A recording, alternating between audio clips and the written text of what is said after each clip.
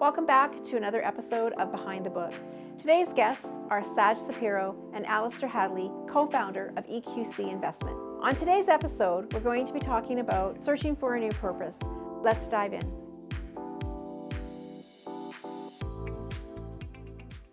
Welcome to Behind the Book, where I am your guide, Heather Andrews, unraveling the captivating stories from behind the pages. Join me as I sit down with authors from the literary landscape to delve into challenges, inspirations, and untold tales that breathe life into their written worlds. Welcome back to Behind the Book. In the previous episode, we did a deep dive into Saj and Alastair's chapter, Navigating Corporate Waters, in the book Culture Revolution. So today, we're going to talk about what's next and really searching for that purposeful future. So Alastair, what's next for you and Saj? Well, what's next is our new company that we've developed, EQC Investment. So emotional intelligence, EQ, and culture. When I sold the company, when I was after working far too long and far too hard, not really. It was fun, actually. It was fun doing what we did. I found myself going from 100 miles an hour to zero, and spending a lot of time talking to people about why Radical was successful, like what led to that success. And I would talk to them about what we did, investing in culture, investing in emotional intelligence, and how the lessons I learned impacted me at a personal level, even with family members, right? And they said, oh, we need that. Tell us more. And everyone that I've spoken to about this has wanted more. And what I took away from that is the universe is telling us to take what we did at Radical and figure out a way to help other people build inspirational workplaces, you know, places or places really where people want to work. No one wants to go to work and hate their job. Yeah. Right? People want to have meaningful purpose. Absolutely. And they want to work in places where they can contribute to a shared belief, a shared vision, or what we call the big, hairy, audacious goal. Yeah. And that's what we're intending to do with EQC, which we created together.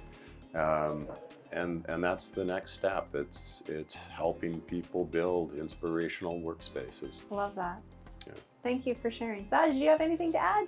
A little bit, in that we, to follow up on what Alastair said, we heard back, if you will, from the universe about what we did and the value of it, and we also put things out into the universe. So we reflected on that in previous episodes, that we've put people out that believe now in this culture of curiosity and trust and empowerment, and they're out trying to be their best selves and hopefully taking the messages that we've developed internally and sharing those with others and creating those other waves, if you will.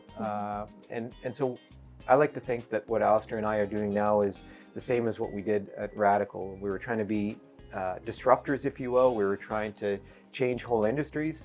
We're trying to do the exact same thing now for all entrepreneurs, and try and show them a bit of a different way of how you can engage your team, how you can engage the culture to certainly further your ambitions, but to reach for these really high visions, and as we call them, the BHAGs, and do something that may feel like it's a moonshot, if you will. Perfect. I love that. Thank you. And as we move through the space of Culture Revolution and you in your new company, we started the book project with, what does culture mean to you? And I just am gonna kind of circle back and say, what does culture mean to you? Culture means many things, but in terms of the workplace, I would say a really vibrant culture, a successful culture might manifest itself or express itself in someone coming into the office with a mindset of not what do I need to do today, but what can I do to help my coworkers be more successful today? And I think that's really what a strong culture is about. It's about going there with the idea of helping your coworkers be better, do their job more effectively.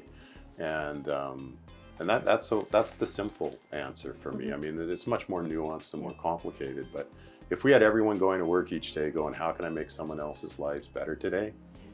Everything would be much better. Absolutely, I love that. Thank you so much. Yeah. And for you, Saj? There wasn't a day that I went into work and I didn't enjoy some part of it, as challenging as some of the days were. And I think we define culture in a very positive way. I think there's lots of negative cultures, there's mediocre cultures, and there's positive cultures. If they're all aligned with a big vision and you can get everybody on the team rowing in that same direction, I think you can have something very magical that happens, almost like an esprit de corps. I don't know if there's an English word for it, but we definitely have our own spin on how we define culture. Perfect, I love that, thank you. And as we wrap up today, I always ask this, what would be the one thing that you would offer our listeners when they're looking at culture to implement into their workplace? One easiest tip. I would say, put on your Sherlock Holmes hat and become curious as to what you see around you in your workplace. There's lots of opportunities and people will just share with you exactly what they want and what they need. You just have to be confident enough in the vision and in your team and embrace the change, because it'll be different, it'll be challenging, but no big goal is worth doing if it's not challenging. For sure, absolutely. Alastair? For a leader, I think if you're a leader in a company and you want to go down this road of exploring culture, I think you need to go in with I don't want to say the belief, but you need to start the journey willing to accept that everything you've done to create culture so far might be wrong.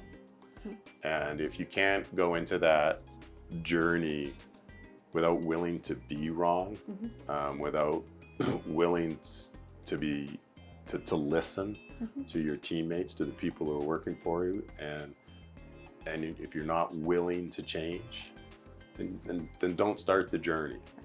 But I don't think you can start the journey if you're not willing to be wrong.